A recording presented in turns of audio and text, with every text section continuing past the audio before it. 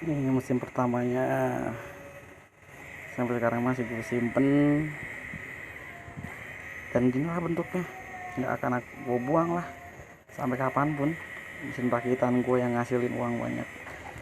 Oke, kita lepas dari mesin ini. Sekarang gue kasih tahu. Sekarang di sini gue punya mesin rotary pen yang baru.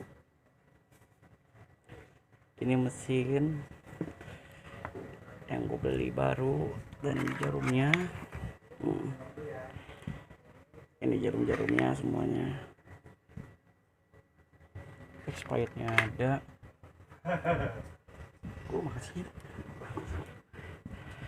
Dan ini mesin yang kedua.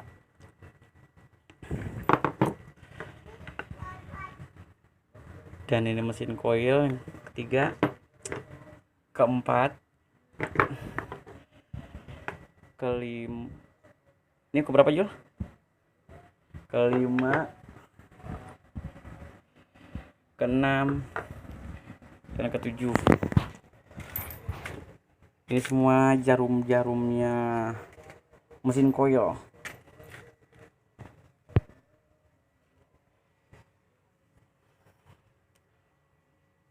Dan dari hasil mesin itu sekarang udah kebukti semuanya, mesin gua segala macam itu sampai tinta semua udah komplit.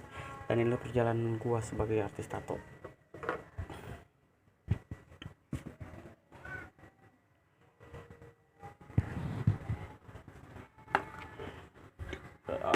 Dari situ atuh ngalangin